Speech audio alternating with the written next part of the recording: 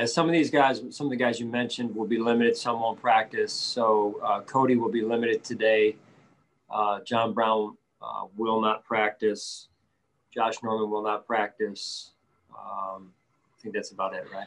How about Matt Milano? Because I know that we kind of saw him have some limited snaps last week. How's his progress when it comes to his recovery? Yeah, he will not practice either. So we'll just monitor that this week as we go forward. Okay. And then, when it comes to the offense, we've heard a lot about taking what the defense gives you when it comes to that game plan. But at what point do you guys have to dictate and do what you guys want to do on offense? I guess, where's that balance there? Yeah, it's got to be a healthy balance, and I think we've done some good things offensively, quite honestly. And going back to the last game, and we just got to continue to evolve, continue to keep that offensive mindset on all three sides of the ball, really. When you look at what Seattle does offensively, they're so explosive with Russell Wilson, and they put up a lot of points. They're leading the league in scoring. How on offense for you guys, how do you keep pace with a team like that? I mean, it's obvious they present a huge challenge. They've won a Super Bowl. They're playing at a high level. I would say Russell's playing at an all-time high, probably MVP level, and they've got weapons and they score a lot of points, just like you said. So, it'll be a big challenge for us defensively and as a team. Thanks, Coach. Sure.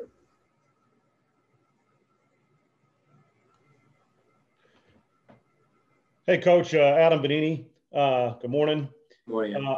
On the heels of that, I guess looking at them offensively and given some of the challenges you face from a defensive standpoint and some of the things you've been able to overcome and execute defensively, talk about, I know you don't want to get into X's and O's, but where does this challenge rank in terms of teams you've faced, in terms of an offense you've got to deal with your defense having to deal with it? And what is the key to limiting an offense like this? Well, it's listen, we recognize they have good players, good scheme. They're playing at a high level and they're tough, man, really tough. I mean, you go against San Francisco and they end up, beating them pretty good there. So they just do a great job in a lot of ways. And really, for us, it's the start of the week for us. So we're kind of just getting started at them and want to go out here and have a good practice and see it all start to come together at this point for us. Is it a fundamental thing? I mean, base fundamentals, you talk about that every week. That's part of your job as a head coach. But in terms of assignments, in terms of how you execute a defense, I would think that is like foundational when it comes to that. No, you're right. Yeah, we got to play great team defense and everything, like you said, that goes into that, the fundamentals and everything on down through the line. It's important that we do that, play great team defense. Last thing on the flip side, the emergence of the run game last week. Game like this, I would think that's key too. I mean, time of possession maybe keeps that offense off the field a bit. Yeah, I mean, it's you got to figure out a way to counteract what they do, right? I mean, they score a lot of points. We've got to do a good job on our offense and special teams units, keeping them off the field any way we can in terms of their offense. And sometimes that's your best defense is keeping the ball away from the opposing quarterback. And so, yeah, just overall, a lot of respect for what they do and Russell Wilson on top of that. Thanks, Sean. Appreciate it. Sure. Yeah. Hey, Sean. John Worrell, AP. Hi, John. Looking at a big picture perspective, I think we sometimes lose sight. Everybody's talking about, what's wrong with this? What's wrong with this? How can you improve that? But if you look back on your 3.5 seasons, you're 6-2 for a second time in back-to-back years. How far has this team come and has your process come as you look back? Well, I'll let you guys write about that overall, John. I would just say, I think the expectation now has changed, and that's where we are. The expectation's changed, and that's where you want to be. It becomes part of the institution, if you will. Part of who we are, part of what we do and how we do things, and so that's the best thing I could say internally at this point. Right, and how big of a hurdle has been changing that expectations in your experience? Yeah, I mean, that's part of the goal when you take over a new program, and it's a full team effort, and we've gotten a lot of help, and it's been a process, right? Not to throw that word out there, but it's been a process, and that's to be expected. But really like where we are, like how we're positioned, and the next eight weeks are really the start of a new season for us here. Oh yeah, you're allowed to use process. One last thing, it's on Justin Zimmer.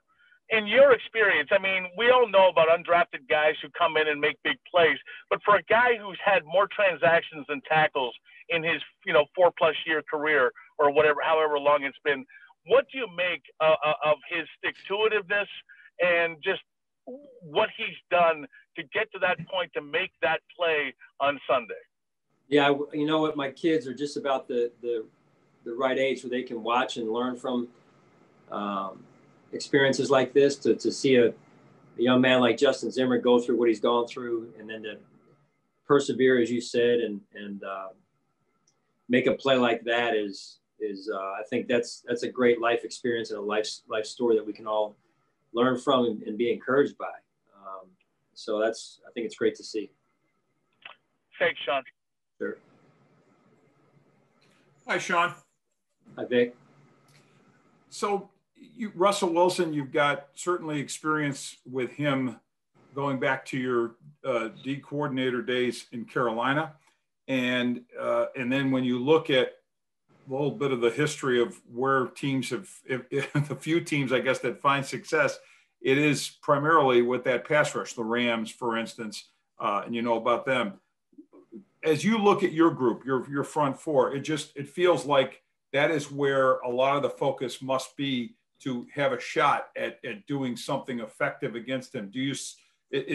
How do you see it in terms of your pass rush and where it is and its ability to do that, and what you see and know of Russell Wilson through his career and first half of the season? Yeah, I'll start with Russell just in terms of the level of his play. And as I said earlier, Vic, just, playing at an all-time high level, potential MVP level, and a lot of respect for him. And I would just say, regardless of what type of quarterback you're going against, you have to have the front. You've got to have the front to affect the quarterback. And your front's got to play well every week. You've got to control the line of scrimmage on both sides of the ball. We talk a lot about that here weekly. And again, what's your level of whatever the word is? I know I'm going to say confidence, and I know that's probably not the best one, but for the sake of this discussion, where you see your pass rush now, and how its ability that you think to handle something like this, and how much of a pressure or whatever conversation is that for you on this group this week, that they have to really step their game to the highest level? Yeah, I think they're aware of it. Every week they know they're the tip of the spear for our defense, Vic, and I've enjoyed watching them the last few weeks as we continue to build the defense, and their evolution, their coordination, their chemistry, and the way they're playing. So I think that's a work in progress and to be continued at this point. Thanks, Sean. Sure. Hey, Sean, Thad Brown. I'm assuming you took a good look at DK Metcalf in the draft process last year. If I'm wrong, I apologize. But now that you've seen him on film getting ready this week, what has improved or matured about his game that's allowed him to blossom into the star he's become this year? Yeah, I mean, I was aware of him for sure, through the draft process. It's honestly probably a better specific question for DK. I mean, he was a great player in college. He's a great player now. You see the strength, the speed, the height, the weight. I mean, what you see every week when you watch the highlights on Sunday night is what we're seeing when we're watching the coaches tape. So that in and of itself would be a big challenge, let alone their entire offense. Well, and then you've got Metcalf on one side playing at a super high level, and then you've got Tyler Lockett on the other side playing at an equally high level, but with two very different skill sets and very complementary skill sets. How unique a challenge is it to have two receivers like that on the other side. Yeah, the speed is real. The challenge is real. They're a great offense and a great football team. All right, thanks, Sean. Okay, thanks, Thad. Hey, Sean, kind of building off of Vic's question and getting pressure on Russ. Conversely, where's the line between pressuring him too much, given how creative and how successful he can be when plays break down and he gets out of the pocket? Yeah, you've got to be smart with that because he does have the ability to extend plays, as you mentioned, Marcel. And just overall, again, I think that the key word is respect. We got a lot of respect for Russell Wilson, and what else can you say about him? He does it all. He can run it, he can throw it. So he's a big challenge. And just one more. I think I've referenced it a couple times before, but such a key focal point for you guys, at least from what we heard, was improving your passing offense to the point where you can win games when you have to throw it 40 times a game. Do you feel comfortable at this point that if you have to throw the ball 40 plus times Sunday, that you can be successful doing so? Look, we gotta you can't upset the football gods. I would say let's start there, and then you do what you feel like you need to do to win, game plan wise more than anything, defensively, special teams, and offense. So but it starts with good fundamentals more than anything. All right, thanks, Sean. Sure. Good morning, Sean. I wanted to ask you, obviously it was a very emotional win. You spoke to that on Sunday night. If there's any concern for you about getting your guys back, in the right headspace, coming off, finally beating the Patriots and, really, I know you don't want to say it, but grabbing sort of a hold of the division. Yeah, that was one game. And we always try and institute a 24-hour rule after each game. And we have a mature team. I expect our guys to do that and handle it the right way. We're going out in a few minutes here to practice and put a good practice together as we continue to grow as a football team. We've moved on and we've got a big challenge in front of us this week. So, it's about our week of preparation and our mindset for sure. And I just want to ask, Brian Daboll yesterday, 2 days ago, whatever day this is, was talking about Josh Allen and his willingness to do whatever it takes to help the team. And if that means throwing it 40 times, he throws it 40, or in the case of last weekend, throwing it 18 and sort of managing the game that way. I guess, is that this word we've used a lot with him, but is that just another sign of Josh's maturity as a football player and a leader? Yeah, he's very selfless in his approach. He's a team first guy. He's focused on doing whatever he can to win, whatever job he's assigned to. He does it to his utmost ability. And I think that's a great example to the rest of our team.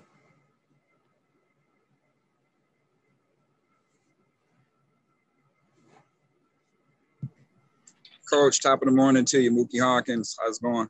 Good, Mookie. How are you? I'm great. Beautiful day out. Recently, you picked up Darren Lee and Darryl Worley, some guys that you're familiar with. Care to talk about what are the expectations for those guys and what could they bring to your team?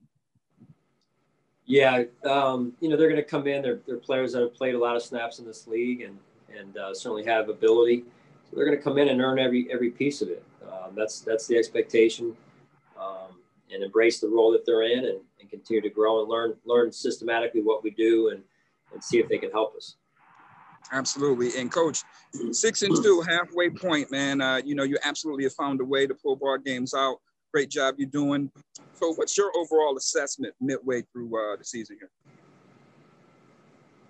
Well, I think we're in a good spot. Just in terms of the experiences we've had together as a football team, learning how to win, knowing how to win is a key thread to good football teams, good teams. And yet we've learned some hard lessons too. And I think that's healthy as well. So, it's a new season going forward. We're at the midway point, as you said, Mookie, and I think you said it well. So it's a restart and a reset. And, we'll see how we do over the next 8 games, starting with this week against a very good football team. Right. You know, week 1 appears, man. Got to earn the right to win this week, Coach. Good luck. Okay, thanks, Mookie. Yes, Sean, Mark Gahn here. Just real quick, a couple more injury checks. Mitch Morse, Micah Hyde, Dawson Knox, Vernon Butler, and then the 5th would be Tremaine Edmonds. Was he okay, and will he practice today? Yeah, Tremaine's fine. I got to look down to follow your path here. So Mitch Morse and Micah are both in the concussion protocol. Mitch will not practice. Micah will be limited. Dawson Knox remains in the COVID protocol. He's in the building, but he's in the COVID protocol. And then I think you said Vernon Butler, perhaps.